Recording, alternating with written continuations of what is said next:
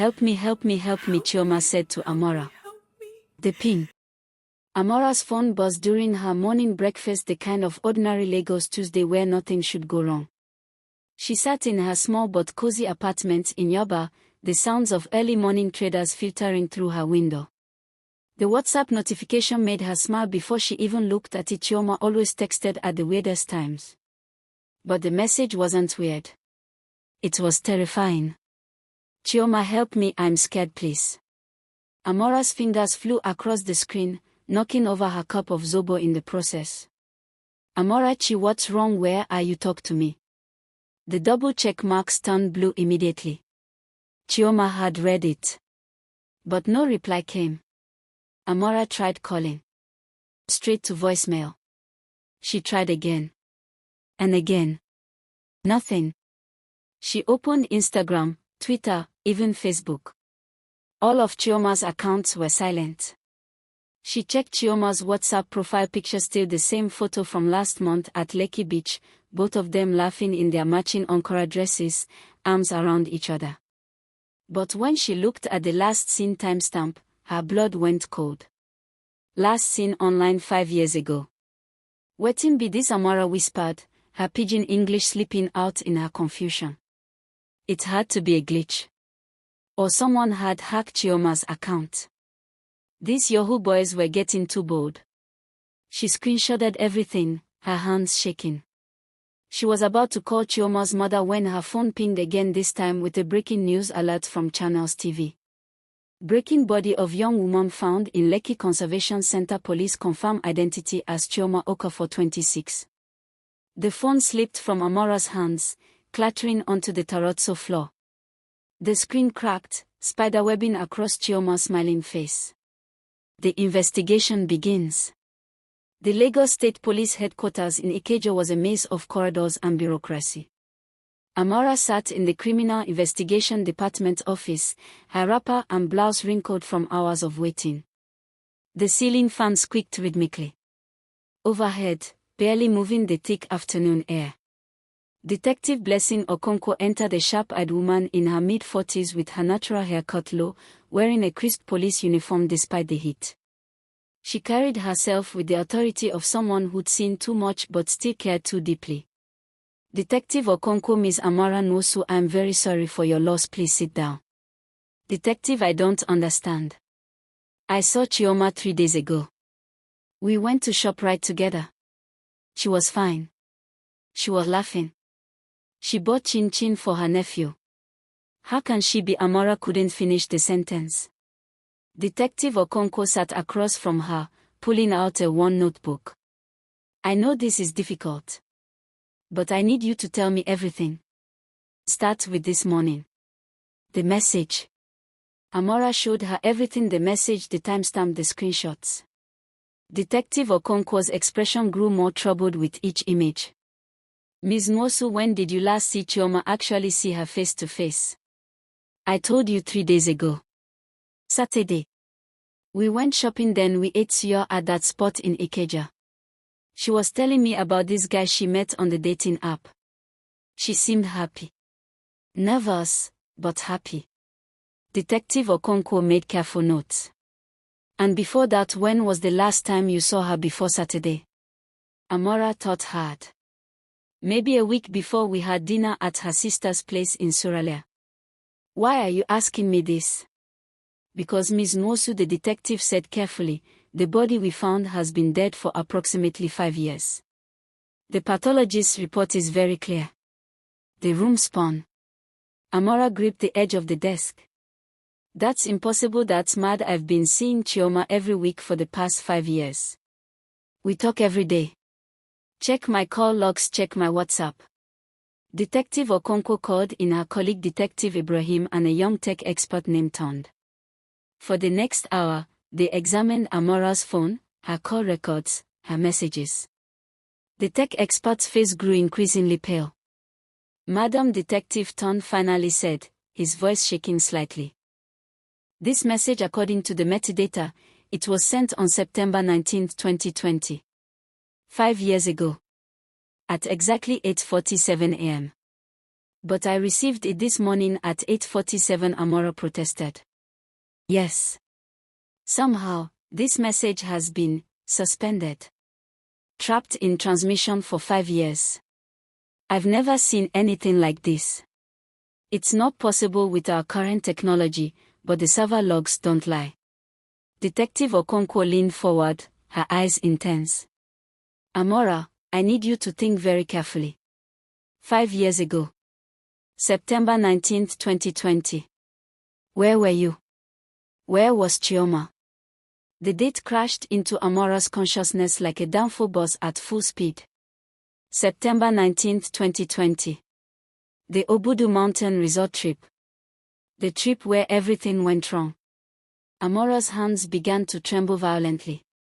The memory she'd buried deep, the memory she'd convinced herself was just a nightmare, came flooding back with crushing clarity. There was a trip, she whispered. 8 of us. University friends. We went to Obudu Mountain Resort in Cross River State for a reunion. Tell me everything, Detective Okonkwo said softly. Amora closed her eyes, and she was back there. Back in the mountains. It was supposed to be perfect. We'd planned it for months.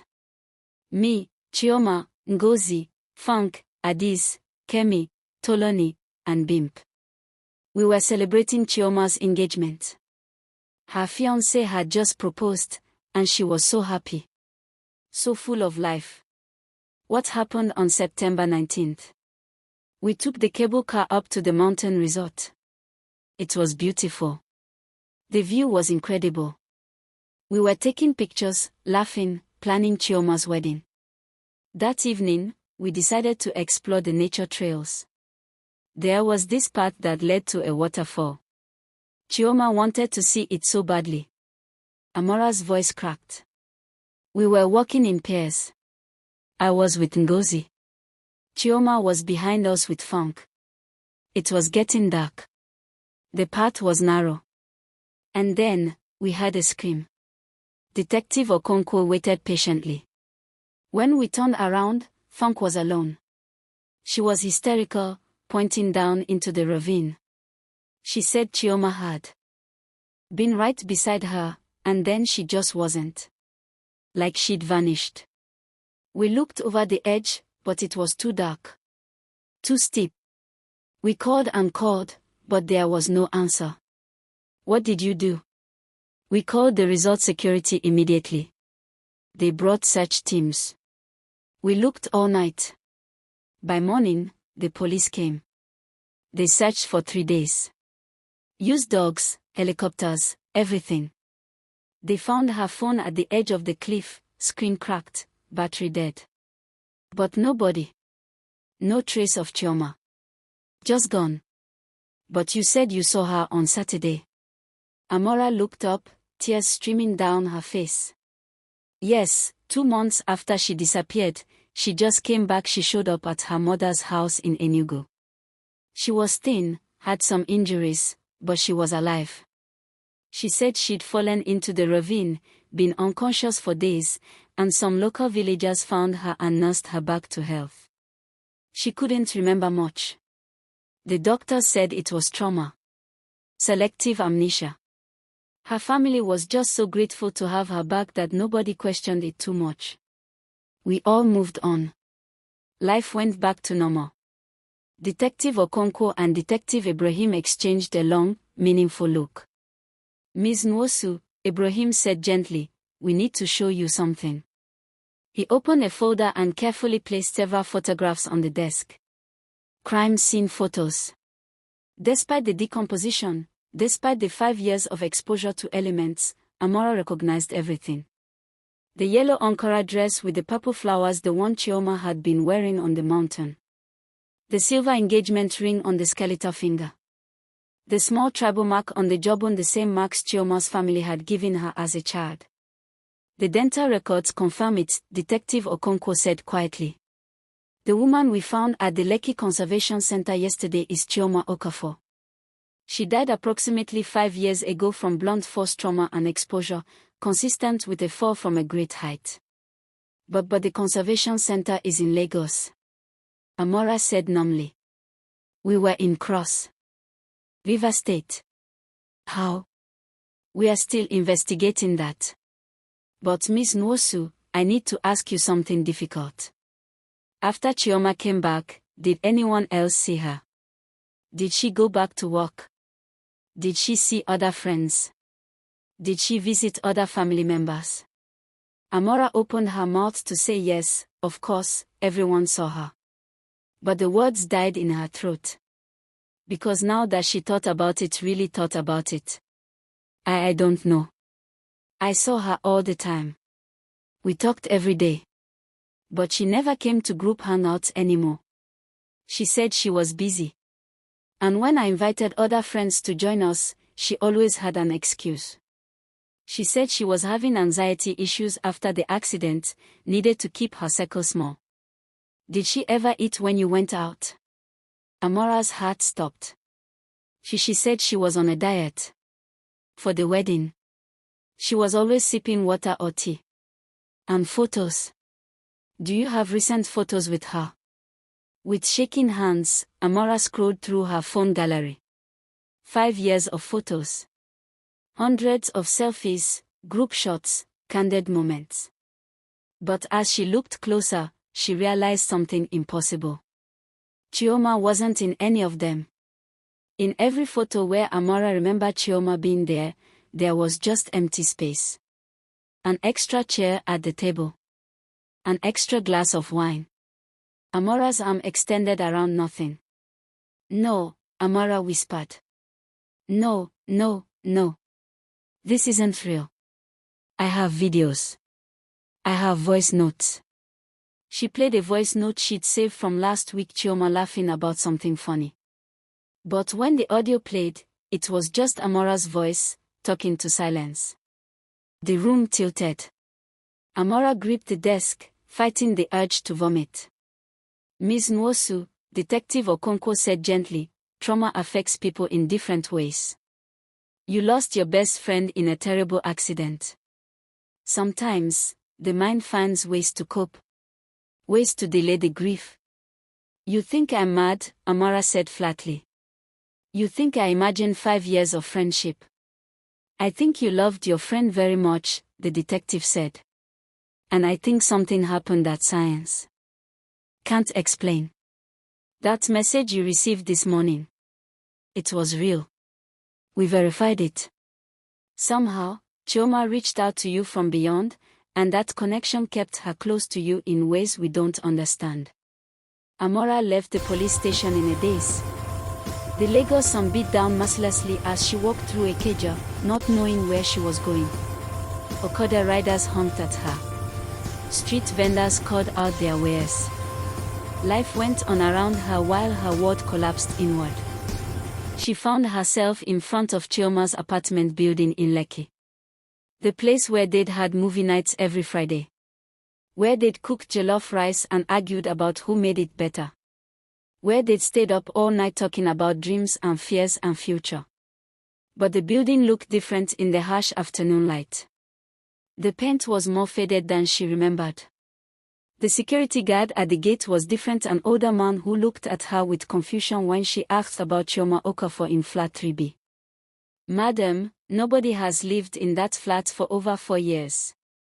The landlord has been trying to rent it out, but in no day work.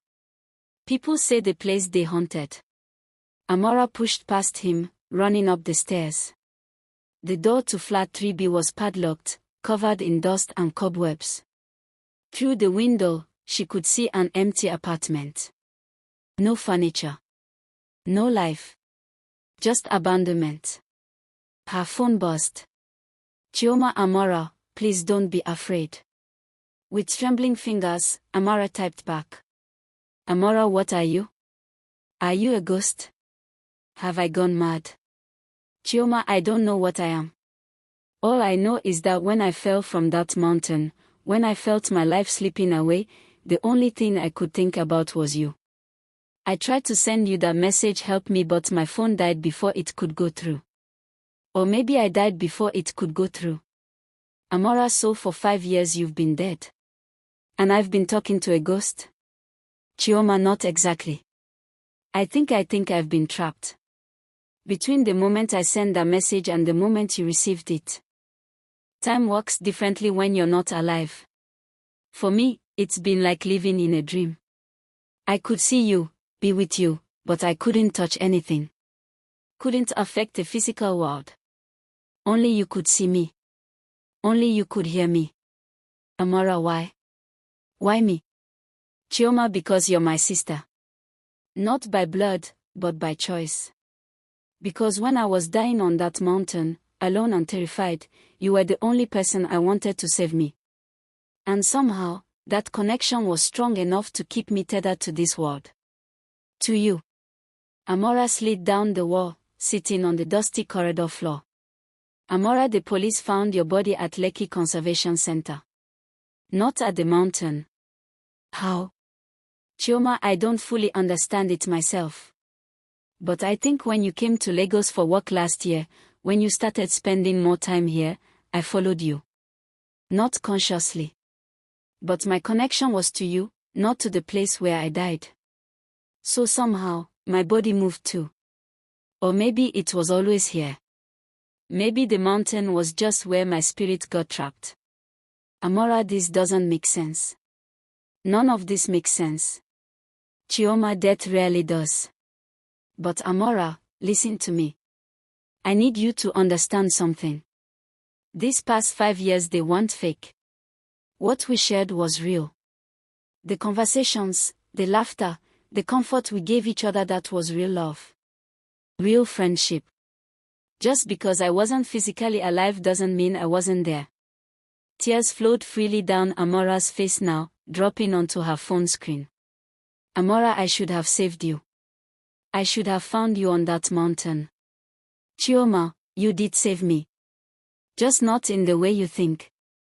You kept me from being alone. You kept my memory alive. You gave me 5 more years of joy and friendship. That's more than most people get, living or dead. Amora, what happens now? Will you just disappear? Chioma, now that they found my body, now that you know the truth, the message has finally been delivered. The circle is closing. I can feel it. I can feel myself being pulled somewhere else. Somewhere peaceful. Amora, I'm not ready. I can't lose you again. Chioma, you're not losing me. You're letting me rest. There's a difference.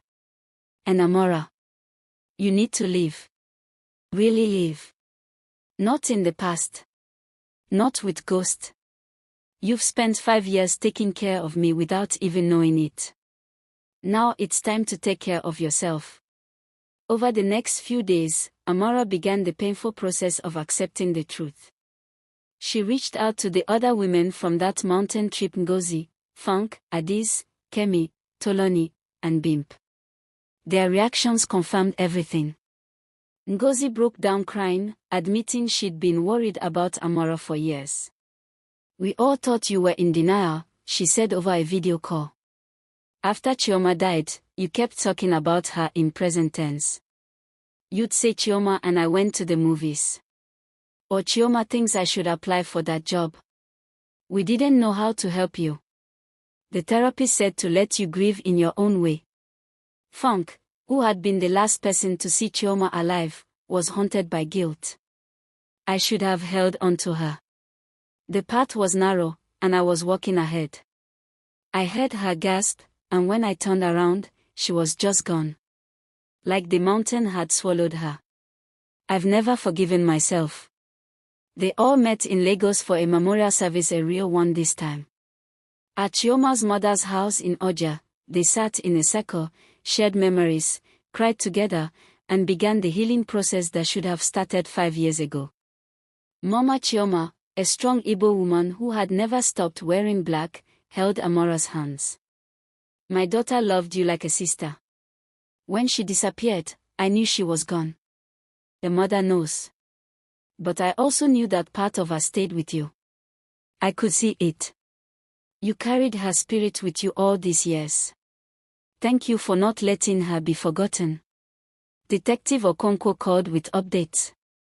We've completed our investigation. We believe Chioma's body was moved by erosion and flooding over the years. The conservation center is downstream from several waterways that connect to the mountain region.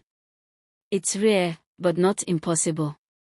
What we can't explain is the message. Our tech team has no rational explanation for how a message could be delayed 5 years. Maybe some things aren't meant to be explained, Amora said softly. 2 weeks after the memorial, Amora took a flight to Calabar, then traveled by road to Obudu. She needed to see the place where it all began, where it all ended. The Obudu mountain resort was as beautiful as she remembered: rolling green hills, cool mountain air, the famous cable car system offering breathtaking views. But now, it was tinged with sadness. She hired a guide to take her to the nature trail, to the spot where Chioma had fallen. The resort management had since installed better safety railings, better lighting. But 5 years ago, in the growing darkness, it would have been so easy to misstep. Amora stood at the edge of the ravine, looking down into the rocky depths below. The waterfall Chioma had wanted to see so badly cascaded in the distance, creating rainbows in the afternoon mist.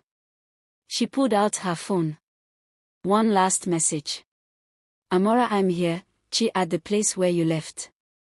I brought you flowers. I brought you prayers. And I brought you forgiveness for leaving, for making me miss you, for coming back in ways I couldn't understand.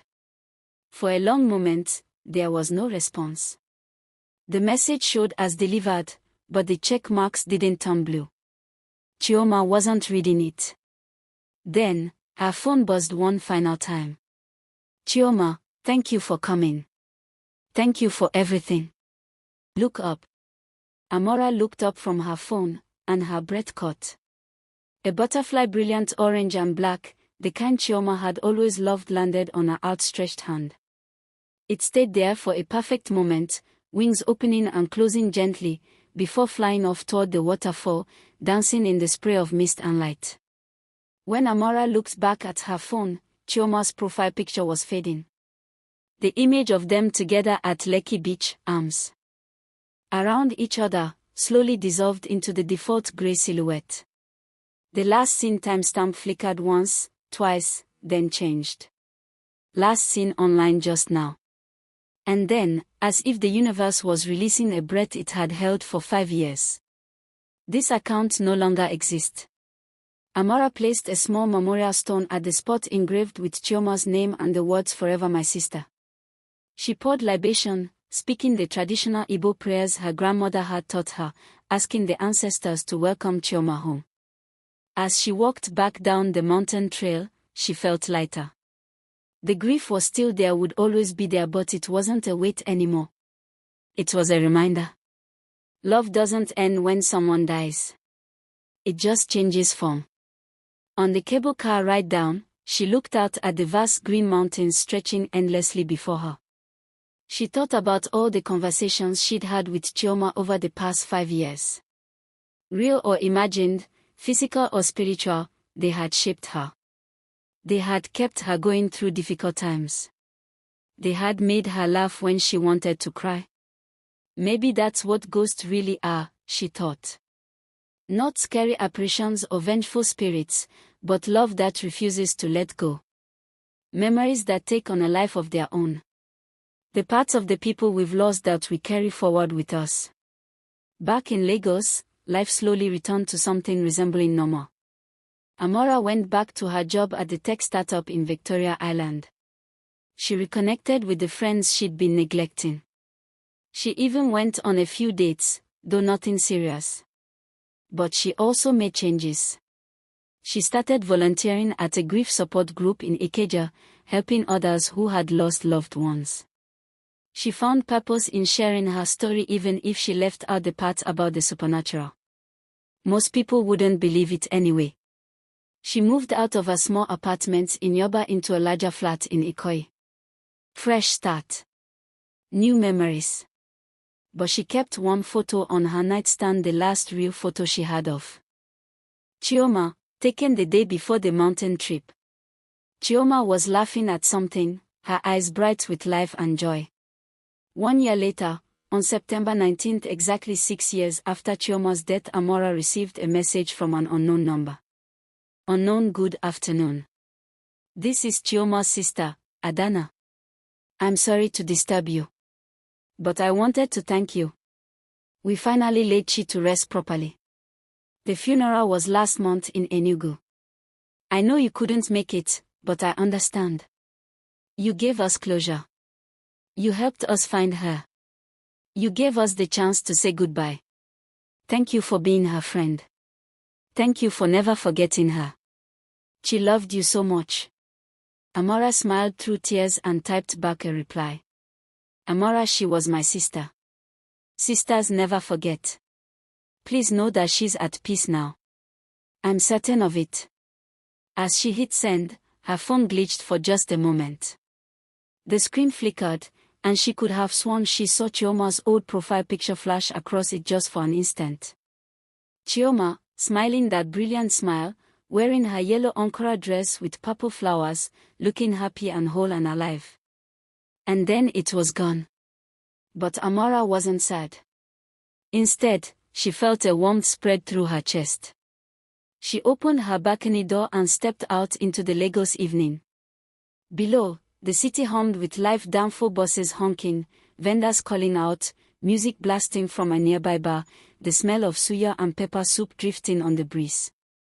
She looked up at the sky, where the first stars were beginning to appear, competing with the city lights. Rest well, Chi, she whispered. Your message was received. Loud and clear. Somewhere in the distance, she heard laughter, young women enjoying life, making memories, being there for each other. The way she and Chioma had been. And Amora realized that's what Chioma had been trying to tell her all along. Life is precious. Friendship is sacred. Love doesn't end just because someone is gone. It transforms. It endures.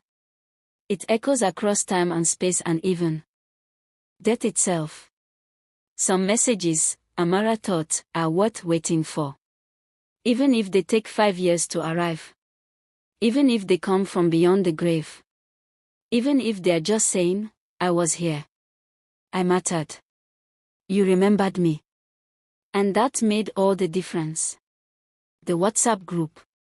6 months after that final message, Amora's phone buzzed with a notification. The old university group chat, the one from the Obudu trip, had been revived. Ngozi, hey ladies. I know it's been hard. But I think it's time we talked about what happened. Really talked. For Chi. One by one, the women joined the conversation. Funk finally opened up about the guilt she'd been carrying. Adis shared that she'd been having dreams of Chioma. Kemi admitted she'd been too afraid to visit the mountain again. Tolani and Bim shared their own struggles with grief and trauma. And Amora, for the first time, told them everything. The message. The 5 years of conversations. The realization. The goodbye. She expected them to think she was crazy. To suggest therapy or medication or distance. Instead, Ngozi replied. Ngozi, I believe you. In our culture, we know that the boundary between the living and the dead is thin. My grandmother used to say that those we love never truly leave us. They stay in the spaces between breaths, in the moments of silence, in the whispers of memory. Chioma loved you. Of course she stayed. Funk, I felt her too. Sometimes, late at night, I'd feel someone sit beside me. I'd smell her perfume. I thought I was going mad. Adis, she came to me in dreams. Always smiling. Always telling me it wasn't my fault. I didn't understand until now. The conversation went on for hours. 8 women, separated by distance but connected by love and loss and memory, finally healing together. Before they all signed off, they made a pact. Every year, on September 19th, they would meet. Somewhere beautiful. Somewhere meaningful. To celebrate Chioma's life, not mourn her death. To honor the friendship that had transcended even the grave. As Amora put her phone down that night, she felt something she hadn't felt in years. Peace. Complete, total, peaceful acceptance. Chioma was gone. But she wasn't lost. She lived in every inside joke, every shared memory, every lesson about love and loyalty she taught them. And sometimes, just sometimes, when Amora was alone in her apartment late at night, she'd talk out loud. Share her day. Tell Chioma about the funny thing that happened at work, or the guy she was seeing, or the dream she was chasing. And though there was never a response, though the silence remained unbroken, Amora knew with a certainty that transcended logic and reason that somewhere, somehow, Chioma was listening. And smiling. And saying, in that way only best friends can. I'm proud of you. Now go live. Live enough for both of us. Thank you so much to all my lovely and beautiful subscribers and my returning viewers. I so much appreciate your love and support. Your likes, your encouragement and your comments keeps this channel growing. If you are new here, please subscribe to my channel and turn on post notifications because you don't want to miss the next story. God bless you all. I love you all.